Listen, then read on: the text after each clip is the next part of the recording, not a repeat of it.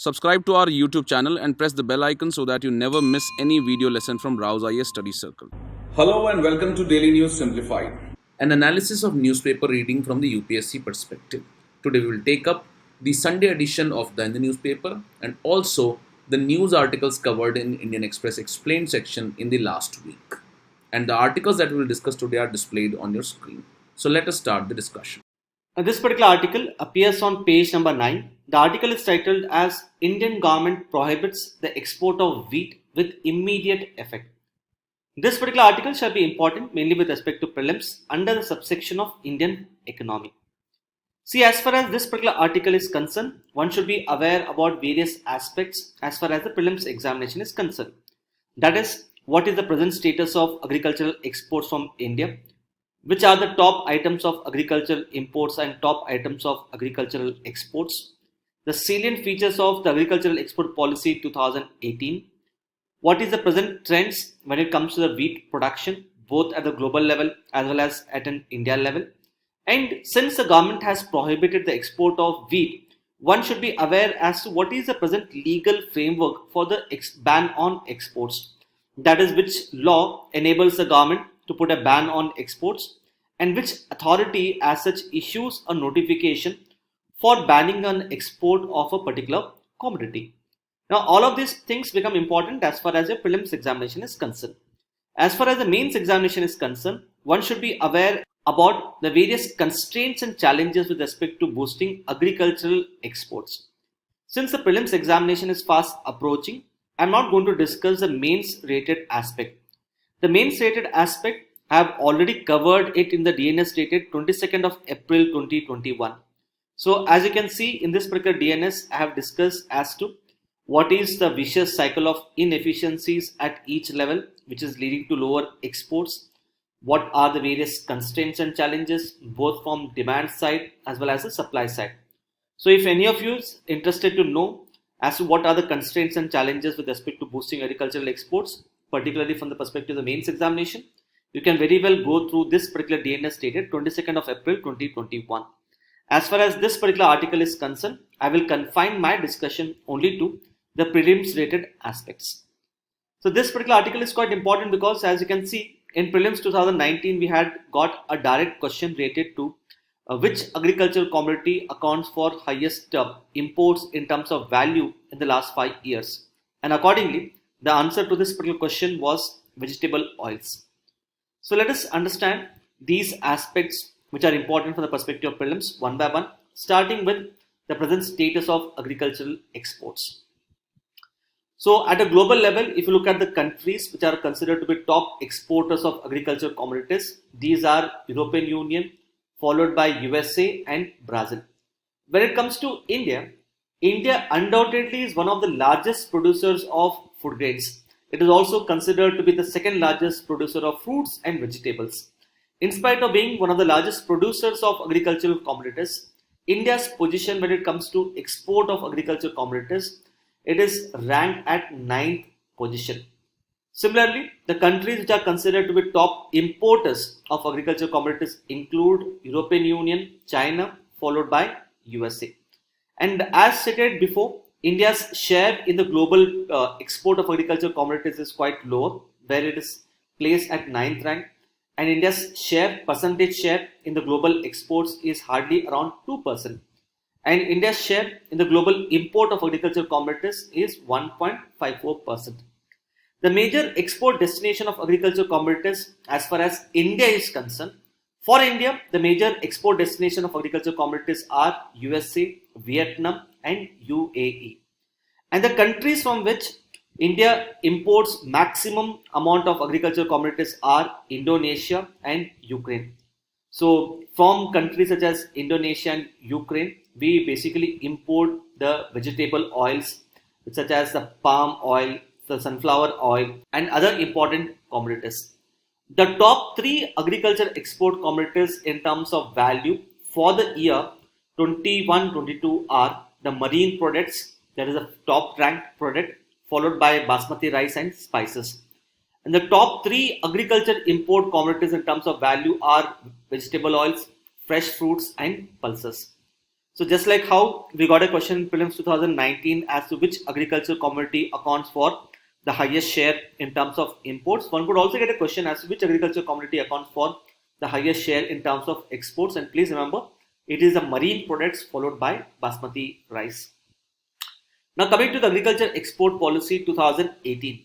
The agriculture export policy 2018 seeks to double the agricultural export from India from $30 billion to $60 billion by the end of 2022 and to further reach $100 billion in the next few years. As far as the year 21-22 is concerned, this was a landmark year for India as far as the external sector is concerned. This is so because in the year 21-22, India recorded the highest ever merchandise exports of $400 billion. So our merchandise exports for the first time have crossed $400 billion. But what is also remarkable is that for the first time, our agricultural exports have also crossed $50 billion for the first time in the year 21-22. So please do remember this from the perspective of the prelims examination. Apart from that, the agriculture export policy also seeks to double India's share in the world's export of agricultural commodities. Just like how we are focusing on Make in India when it comes to the manufacturing sector, the agriculture export policy seeks to focus on Bake in India for the agriculture sector. So Bake in India basically means that when we export agricultural commodities, we must undertake substantial amount of value addition to these agricultural commodities before exporting them. Because more amount of value addition will fetch us more amount of prices on our exports, and that is why it seeks to focus upon Bake in India. Apart from that, the export policy 2018 also seeks to set up a Agri Startup Fund in order to provide the necessary funding support to agricultural entrepreneurs for boosting of agricultural export from India.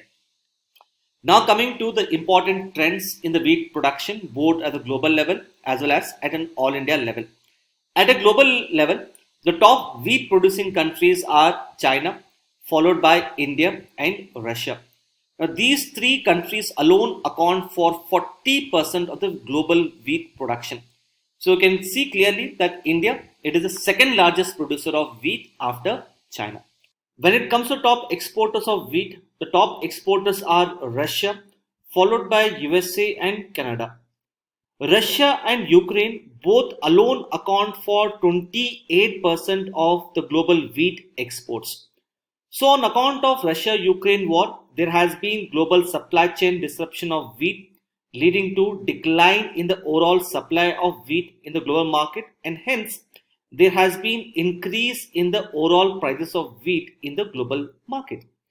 When it comes to domestic production of wheat, the area under wheat has remained stagnant in the last one decade. So presently wheat accounts for the second largest percentage of area under cultivation after rice, and this is right now 16%.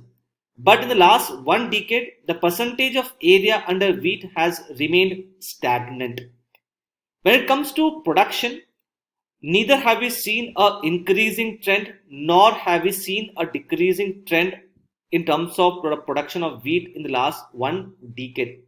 But overall, there has been increase in the overall production of wheat from 86 million tons in the year 2010-11 to 108 million tons in the year 2019-20. So with respect to year on year, neither have we seen an increasing trend nor a decreasing trend. But if you compare the overall decade, in the last 10 years, there has been an increase in the production of wheat. The top wheat producing states are UP, Madhya Pradesh and Punjab. Now coming to the legal framework for the ban on exports. See, the Parliament of India has passed the Foreign Trade Development and Regulation Act 1992. As the name suggests, this particular act empowers the central government to regulate the foreign trade. Accordingly, the central government has been empowered to announce the foreign trade policy under this particular act. The central government has also been empowered to prohibit or to restrict the imports as well as exports. The central government has been empowered to appoint an authority known as the Directorate General of Foreign Trade.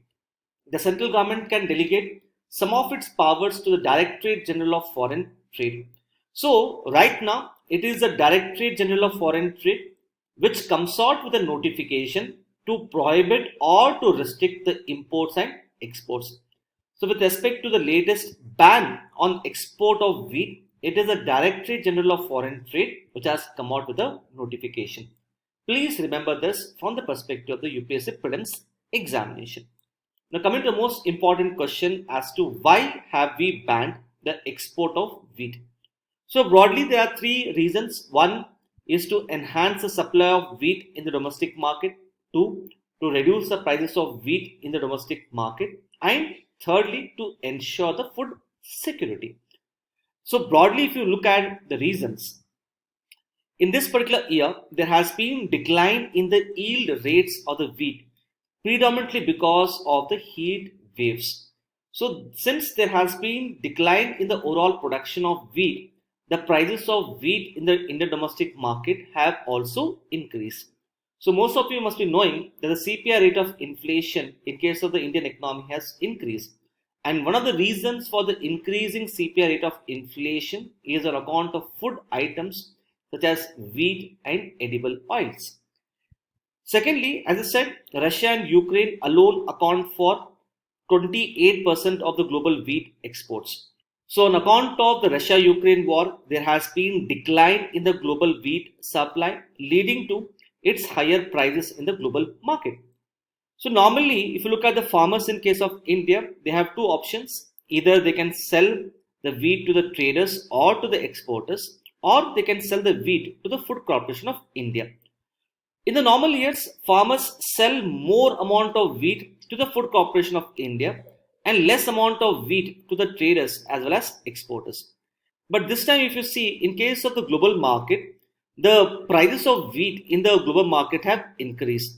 So it is more profitable if you are able to export the wheat to the global market and get more amount of prices. So accordingly, this year, the traders as well as exporters, they have procured more amount of wheat from the farmers so that this particular wheat which is so procured can be exported to other countries. So that is why the overall export from wheat from the Indian economy has increased to almost around 7 million tons and now accounts for almost around $2 billion. So the private traders and exporters have procured more amount of wheat, which in a way means that the amount of wheat which can be procured by the Food Corporation of India this year has got reduced. In fact, the amount of wheat which FCI has procured this year, this is considered to be the lowest in the last 15 years. So the lower procurement of wheat along with the lower buffer stock of wheat can actually act as an impediment when it comes to the food security of Indian citizens. Hence, in order to enhance the supply of wheat in the domestic market, to reduce its prices and to ensure the food security, the government of India has decided to put a ban on the export of wheat. As far as the mains related aspect is concerned, that is what are the constraints and challenges in boosting agricultural exports, please go to the DNS dated 22nd of April 2021 in order to understand these aspects. This particular article has appeared in the Indian Express Explained section. The article is titled as "The Black Hole at the Center of the Milky Way Photographed for the First Time." This article shall be important from the perspective of prelims under the subsection of Science and Technology. Now, before I discuss this particular article in much greater detail, let me first give you the background to this particular topic. See, way back in April 2019, for the first time ever, we captured the image of a black hole known as M87, which lies in a faraway galaxy known as Messier 87 galaxy. I hope you must be knowing that the black holes as such are invisible. Now, in spite of the fact that the black holes are invisible, we were able to capture the first ever image of a black hole, and that is why it was considered to be a first major scientific breakthrough as far as the black holes are concerned. Subsequently, in the year 2020, the Nobel Prize in the field of physics was given through three scientists who had helped us broaden our understanding about the black holes. Now, if you look at our Milky Way galaxy, right? So, In the Milky Way galaxy, you have a number of stars. Now, these stars as such, they are orbiting in a particular fashion. They are orbiting in a particular manner. So 50 to 60 years before, there was a mystery as to why these stars are orbiting in a particular fashion or in a particular manner. So it was basically these three scientists who were able to prove that at the center of our Milky Way galaxy, there lies a supermassive object. And this supermassive object in turn is determining the orbits of different stars in our Milky Way galaxy. But as to what exactly is this supermassive object, we were not sure about it. Whether was it a black hole or some other celestial body, we were not sure about it. But most of the astrophysicists had then speculated that this supermassive object at the center of a Milky Way galaxy could be nothing but a black hole. And now, in a major scientific breakthrough in May 2022, we have captured the first ever image of this particular black hole which lies at the center of a Milky Way galaxy. This black hole is referred to as SDR A star. It is pronounced as Sag A star. This black hole is located approximately around 26,000 light years from Earth, and it is situated at the center of our Milky Way galaxy. So for the first time ever, we have captured the image of a black hole which lies at the center of our Milky Way galaxy. Prior to this, in April 2019, we had captured the first ever image of a black hole, but that black hole was in a different galaxy, and now we have captured the image of a black hole which is in our own galaxy, that is the Milky Way galaxy. Now, why is this article important from the perspective of the prelims examination? As you can see, in prelims 2017, there was a question. The question was, the terms event horizon, singularity, string theory and standard model are sometimes seen in the news in the context of, and the right answer to this particular question was observation and understanding of the universe. Accordingly, as far as the prelims examination is concerned, one should be aware about various aspects, that is, what exactly are the black holes, how are they different from stars, how these black holes are formed, what is the structure of black hole, that is the concept of event horizon and singularity, and the details about the event horizon telescope which is actually used to observe the invisible, that is the black hole. So keeping in mind the requirement of the UPSC prelims examination, let us start the discussion of these parts one by one, starting with the understanding of the black holes.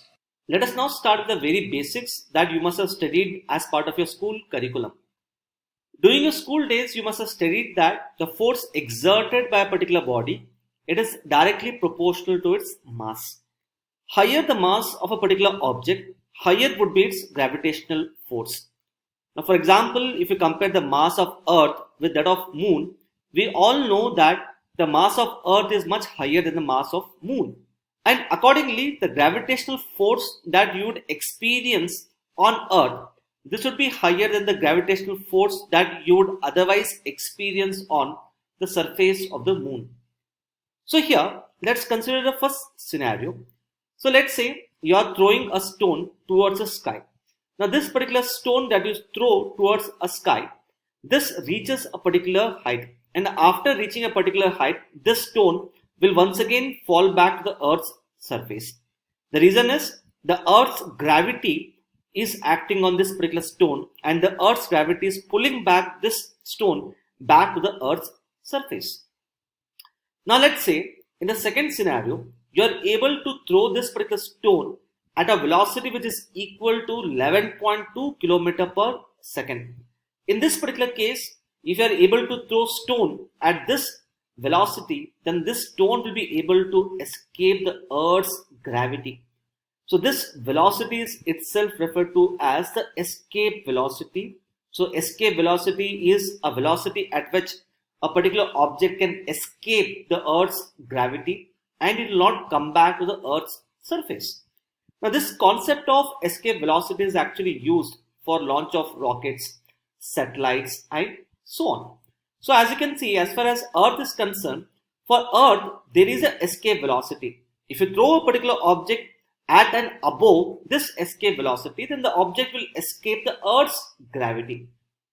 Now when it comes to black holes, black holes are considered to be a region of space which have extremely high masses. Now, for example, normally the mass of the celestial bodies is expressed in terms of solar mass, where one solar mass is equal to the mass of the sun. Now, if you look at the mass of Sag A star, which is the black hole that we have recently discovered at the center of our Milky Way galaxy, its mass is actually equivalent to 4 million solar masses. So since the mass of the black holes is quite massive, the amount of gravitational force which they can exert is also very massive. So the gravitational force which is exerted by black holes, it is so massive that even light cannot escape from the black holes. So as you can see here, when it comes to Earth, in case of Earth, the escape velocity is around 11.2 km per second. So if you are able to launch a particular object at and above this escape velocity, such an object can easily escape the Earth's gravity. But in case of black holes, this escape velocity is actually higher than the speed of light itself. So since you know that nothing can travel at a speed which is higher than the speed of light, so nothing can escape the black hole. So since it is difficult for even the light to escape the black holes, it becomes extremely difficult for the astrophysicist to detect the presence of black holes in our galaxy. The question is, how are these black holes formed? To understand the formation of black hole, we need to understand the life cycle of a star. The initial cycle of a star begins with nebula. Now, depending upon whether this nebula is small size or large size, the next phase is the ordinary star or the massive star. So if the nebula is small, then it changes into ordinary star, or if nebula is much larger, it turns into a massive star. When it comes to the ordinary star, the end stage of an ordinary star is white dwarf. So ultimately the ordinary star changes into white dwarf. On the other hand, when it comes to a massive star, the massive star goes on to become a black hole. And before becoming a black hole, there is a kind of a super explosion which takes place, which is referred to as the supernova. So after this particular phase of supernova, a black hole comes into being.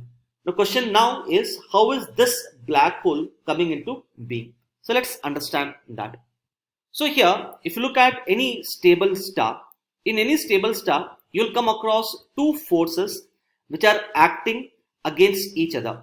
For example, as you can see, the green color line shows the gravitational force which is acting inwards and the nuclear fusion force which is acting outwards. So we have two different forces acting on a star. The gravitational force which is acting inward and the nuclear fusion force which is acting outward. So since the gravitational force is acting inward, it tries to shrink the size of the star.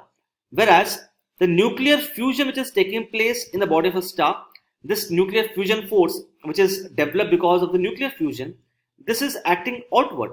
So this in turn tries to increase the size of a star. But since these two forces, that is the gravitational force and the nuclear fusion force, since they are in balance, the star as such remains stable. But what happens when the star reaches the end stage? In this particular case, what happens is, whatever nuclear fusion reaction is taking place in the body of the star, this nuclear fusion reactions ultimately stop. And since the nuclear fusion reactions no longer take place, this nuclear fusion force which is trying to increase the size of a star, this completely ends. And in that case, you would have only one force which is acting on a star, and that force happens to be the gravitational force. And as I said, the gravitational force is acting inwards, and because it is acting inwards, this entire star collapses into a massive mass of object. And this massive mass of object, this is referred to as the black hole. Now coming to the structure of a black hole, as you can see here, black hole basically has two important parts. One is the event horizon and the second one is singularity. Singularity can be considered to be as the center of a black hole, where the entire mass of the black hole is basically concentrated. So here you have the entire mass of the black hole with infinite density which is concentrated. And as discussed before, this particular mass in turn exerts the gravitational force. And this gravitational force which is exerted by black hole, this is much higher than the speed of the light. So depending upon this particular relationship between the gravitational force of a black hole and the speed of a light, we can actually define the boundaries of this particular black hole. So as you can see, from the point of singularity until the point of the event horizon, in this particular point, the escape velocity will be much higher than the speed of the light itself. So within this point of singularity to event horizon, nothing can escape the black hole because the escape velocity itself is higher than the speed of the light itself. And since nothing can travel at a speed which is higher than the speed of light, so nothing can escape the black hole. But at this particular boundary, the escape velocity becomes equal to the speed of the light itself. So this particular boundary at which the escape velocity becomes equal to the speed of light, this boundary itself is referred to as the event horizon. So basically, we have two important components of black hole. One is the event horizon, which can be considered to be the boundary which is marking the limits of the black hole. It is a boundary at which the escape velocity becomes equal to the speed of the light. And then we have the singularity, which is basically where the entire mass of the black hole is concentrated. The question is, why is it difficult to detect the black holes? See, as far as this event horizon is concerned, as I said, within this event horizon, the escape velocity is higher than the speed of the light, which means here the light can very well enter into the event horizon. But once it enters into the event horizon, it actually cannot exit. And since it cannot exit, we cannot actually see the black hole. Now, for example, we are able to see the stars because the stars as such emit their own light. Similarly, we are able to see the moon because the moon is able to reflect the sunlight. But when it comes to black hole, the black holes are not emitting their own light, nor are they reflecting the light. And that is why it is very difficult for us to detect the black holes. The question is, how do then astrophysicists detect the presence of the black holes? Now, the astrophysicists detect the presence of black holes basically based upon the interaction of the celestial bodies with the black holes. Now, for example, if you have a particular star, and let's say this particular star is going in a particular orbit around a supermassive object. Now, this clearly shows that this supermassive object is able to exert gravitational force on this particular star, and that is why this particular star is following a particular orbit. So even though we are not being able to see this black hole, based upon this orbit of a star, we can clearly infer that there lies a supermassive black hole at the center of this particular orbit. Similarly, let's say you have a particular star, and let's say this particular star comes very close to the event horizon. That is where the escape velocity becomes equal to the speed of the light. That time, this particular star will get torn apart. And once it gets torn apart, it emits the X-rays. So these X-rays can then be captured by the telescope. And once we are able to capture these X-rays by the telescope, then we can detect the presence of a nearby black hole. So even though we may not actually see and observe the black hole, but based upon how the celestial bodies interact with the black holes, we can clearly detect the presence of a black hole in the vicinity. Now coming to the last part, that is the event horizon telescope. See, as stated before, the black hole has basically two important parts, that is the event horizon, and the second one is the singularity. Event horizon is basically the boundary at which the escape velocity becomes equal to the speed of the light. Now let's say we have certain gases near the event horizon, and let's say these gases as such are falling into the event horizon. So as these gases keep on falling into the event horizon, these gases get heated up, and as they get heated up, they start emitting light. So if you are able to capture this particular light which is emitted by the gases falling into the event horizon, then we can detect the presence of this black hole.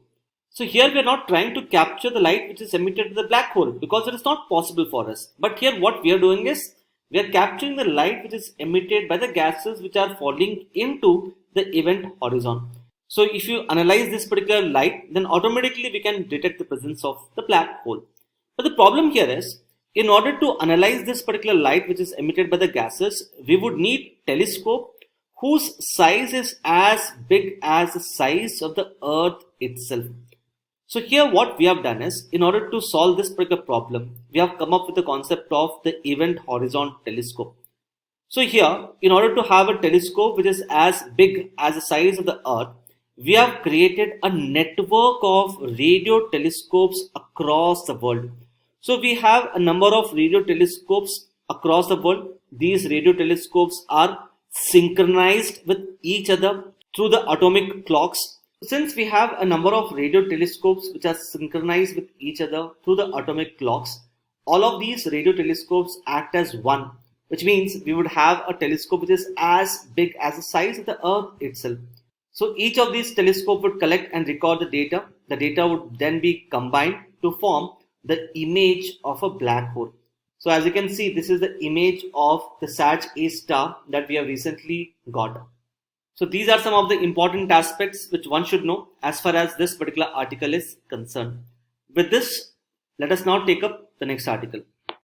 This article on page number 12 in the FAQ section in the Hindu newspaper of today talks about the Bangladesh's proposal of using the Chittagong port to access the northeastern states of India. And in this regard, the Prime Minister of Bangladesh, Sheikh Hasina, had offered India's External Affairs Minister the usage of Chittagong port for transportation into the northeastern states of India. Now, if you look at the northeastern states of India, which include the seven sister states, they are geographically landlocked and they do not have any direct access to the sea. So as you can see in this map, the states like Sikkim, Assam, Meghalaya, Arunachal Pradesh, Nagaland, Manipur, Mizoram and Tripura all are landlocked and they do not have direct access to the sea. And if you look at the location of all these states before independence, that is before 1947, when Bangladesh was also a part of India, a part of West Bengal, all these states had access to sea in that particular time. And after 1947 and the partition of India, Bangladesh was known as East Pakistan. And after 1970s, East Pakistan became Bangladesh after the Bangladesh War of Liberation. And since 1947, because of the carving out of East Pakistan and Bangladesh, these northeastern states of India do not have direct access to the sea and accordingly they are cut off from the trade, and that is why they have to take a long route to the West Bengal to have access to the trade via sea. Further, if you look at all these northeastern states, they are connected to India via a very narrow corridor which is also sometimes called as the Siliguri corridor or the Chicken Neck corridor. So this is the narrow passage of Siliguri corridor which passes through the West Bengal and connects the northeastern states of India with the mainland India. And that is why connectivity projects to the northeastern states of India has been one of the focus areas of Government of India. And accordingly, the government is trying to increase access to these northeastern states via various ports of Bangladesh and also Myanmar. And that is why you might be aware that one of the famous projects that the Government of India is undertaking is the Kaladan multimodal project.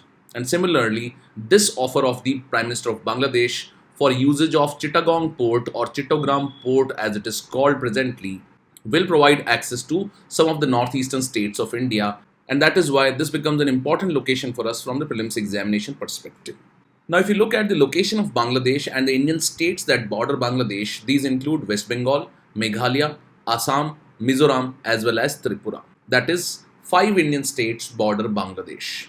And as you can see in this map, India can access the Chittagong port or the Chittagong port via the port in Kolkata, and from there on we can get access to states in the northeastern part, especially Tripura and Agartala.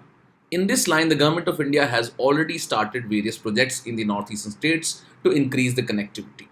One of the projects was building up of the Maitri Setu bridge on river Feni. And that is why let us look at this Maitri Setu bridge. So if you look at this Maitri Setu bridge, it connects the Sabroom district in Tripura to Ramgarh in part of Bangladesh. And as such, the Feni river becomes important for us from the prelims examination perspective. So if you look at Feni river, it forms the part of India-Bangladesh border and it originates in South Tripura, passes through Sabroom town in the Indian side and meets the Bay of Bengal after it flows into Bangladesh. So the important point for us is that this river originates from Tripura in India, then it enters into Bangladesh and then it drains into the Bay of Bengal. And that is why the river Feni can become important for us from the prelims examination perspective. You might be aware that in the prelims of 2017, a question was asked regarding river Tista, which is also a river that starts from India and enters into Bangladesh. Further, if you look at the riverine connectivity between India and Bangladesh, there are three major river systems that pass from India into Bangladesh. These include the Ganga river system, the Brahmaputra river system, as well as the Barak river system in the northeastern part of India. And as such, the Barak river also becomes important for us from the prelims examination perspective. Now, if you look at the Barak river, it rises from Manipur hills in the Senapati district of Manipur. Then it flows along the Nagaland Manipur border through the hilly terrains and then it enters into Assam. This river is also known as Surma and Kushiari, and later it merges with Meghna before receiving the combined flow of Ganga and Brahmaputra. So these are some important facts for us from the prelims examination perspective related to Bangladesh and the connectivity project and the location of Bangladesh and important river systems between India and Bangladesh. With this, let's take up the next news article now. This news article in this week's Indian Express Explained talks about Punjab government promoting green manure. In this line, the government has been providing the seeds related to green manures and also subsidy on such seeds. Now, this is being done in order to reverse the salinity issue that has come up in the state of Punjab and also the land degradation because of excessive use of fertilizers because of the green revolution. And that is why, in order to improve the fertility of the soil, which has been adversely affected because of over irrigation and also overuse of fertilizer, the government of Punjab is now promoting the use of green manure. For us, from the prelims examination perspective, green manure becomes important in the agriculture section. And you might be aware that in the past also UPSC has asked various questions related to Indian agriculture and various agricultural practices. So let us understand what is this green manure and which plants are used as green manures. So if you look at green manure, the green undecomposed material is sometimes used as manure and is called as green manure. Now we all are aware that the fertilizers are added as chemical fertilizers or synthetic fertilizers. However, if green plants are used as manure and if they decompose over a period of time and improve the fertility of the soil, they are called as the green manures. Now, how do you obtain these green manures? So this can be done in two ways. First is by growing these green manure crops or by collecting the green leaves from the plants which are grown in wastelands, field bunds or in forests. So one way is you plant the green manure crops in the farmland itself or you collect the green leaves of some of the plants which are growing in areas other than the farmlands. So these are the two types of green manures. Further, the green manuring is growing in the field plants which usually belong to leguminous family. We all are aware that the leguminous plants are important for nitrogen fixation in the soil, and that is why these are important. So these contribute a lot in the nitrogen fixation, and we should be aware that nitrogen, phosphorus and potassium, these are the three important major minerals that are important for soil fertility. Further, the green manures are important because these are grown specifically for maintaining soil fertility and the structure of the soil. So these green manure crops are first grown on the farmland and then they are incorporated back into the soil through the use of tillers. So such plants can either be directly incorporated into the fields or they can be first removed from the field, then they could be composted and then again introduced into the soil. So there are two ways of using such green manures. Now, what are the main varieties of green manures? So if you look at the green manures, there are three important varieties of green manures. The names of these varieties are important. First is Dhaincha, second is Cowpea, and third is Sunham. However, certain other crops which are used normally for other purposes also can also be used as green manures. For example, summer moong, marsh pulses, guar, etc. also act as green manure. And some of the scientific names or some of the plants with scientific names, that is Pillipicera, cluster beans and Sesbania rostrata, are also used as green manures. Now these names can be important for us from the prelims examination perspective. In this regard, there is other type of manure which is called as the green leaf manure. So we had learnt in the beginning that you can do it two ways. First, you can grow the green manure crops on the farmland. Secondly, you can collect the green leaves of some of the plants which are growing away from the farmlands into the forest areas or in areas which are not designated as farmlands. So, the application of such green leaves and twigs of trees, shrubs, or herbs which are collected from elsewhere are known as green leaf manuring. So, the forest tree leaves are the main sources of such green leaf manure, and plants which are growing in wasteland, field bunds, etc., are also the sources of green leaf manure. Now, which are the important trees and the leaves of which trees can be used as green manures is important. So, some of the local trees like neem, mahua, wild indigo, Gliricidia, karanji, Calotropis, Avice, Sububul, and other shrubs can also be used as green leaf manures. So, these names that have been mentioned here can be important for us from the prelims examination perspective. With this, let's take up the next news article now. A team of 4 Indian photographers for the Writers Agency have won the Pulitzer Prize for this year. This includes one of the famous photojournalists, Danish Siddiqui, who had died while covering the Afghan forces attacked by the Taliban in the Spin Boldak region in Afghanistan. Now, since this has been awarded to Indian photojournalists, the Pulitzer Prize becomes important for us from the prelims examination of this year. So, in this line, let us understand the Pulitzer Prize and its basics and which all Indians have won the Pulitzer Prize in the past. So, if you look at the Pulitzer Prize, it is the most coveted award for journalists across the world. It is announced by America's Columbia University and is bestowed upon the recommendations of the Pulitzer Prize Board. In this regard, the first Pulitzer Prize was awarded in June 1917. Further, this is an award for the achievements in newspaper, magazine, online journalism, literature, or musical composition within the United States of America. And these prizes are awarded yearly in 22 categories. Now, further, changes have been made in the past, so that in 2008, it was announced that the content which is published in online only news sources would also be considered for the award category.